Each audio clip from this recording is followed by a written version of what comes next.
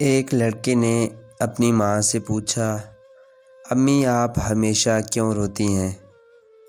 ماں نے مسکرا کر جواب دیا، کیونکہ میں ایک عورت ہوں۔ لڑکا، مجھے سمجھ نہیں آئی آپ کی بات کی۔ ماں نے بیٹے کو گلے لگایا اور کہا، تم شاید کبھی سمجھ بھی نہ پاؤ میرے لال۔ لڑکا اپنے ابا کے پاس چلا گیا اور اس نے پوچھا، ابا جان، امی بغیر وجہ کے کیوں روتی ہیں؟ باپ، بیٹا تمام عورتیں بغیر وجہ کے رو لیتی ہیں۔ لڑکے کو اس وقت کوئی واضح جواب نہ مل سکا۔ اس بات کو کئی سال گزر گئے اور وہ ابھی بھی عورتوں کے بغیر وجہ کے رونے کو نہ سمجھ پایا تھا۔ اس کو ایک دانا بزرگ کا پتہ لگا۔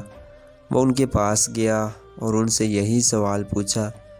ان بزرگ دانا نے جواب دیا، بیٹا، جب اللہ نے عورت کو بنایا تو اس کو مضبوط کندھوں سے نوازا کہ وہ دنیا کے بوجھ برداشت کر سکے، اور اس کو نرم پیار کرنے والے بازو سے نوازا کہ وہ ان سے استراحت دے سکے، اور اس کو بے پناہ قوت سے نوازا کہ وہ اپنی کوکھ کا بوجھ برداشت کر سکے اور بچوں کو جنم دے سکے، اور کبھی اپنے آپ کو دھتکارے جانے کے غم کو بھی سہار سکے، اور پھر اس کو وہ خاص قوت بھی عطا کی کہ وہ اپنے خاندان کے غموں اور پریشانیوں کو بھی برداشت کر سکے اور ان کا خیال رکھ سکے، اور نہایت سخت حالات میں بھی بغیر کوئی شکوہ زبان پھیلائے اپنے قدموں پہ مضبوطی سے قائم رہ سکے۔ اور اللہ نے عورت کو نہ ختم ہونے والے پیار اور معاف کر دینے والے دل سے بھی نوازا کہ اس کی اولاد کتنی ہی گستاخ اور نافرمان کیوں نہ ہو، وہ پلک جھپکتے ہی اس اذیت دینے والی اولاد کو بھی معاف کر سکے۔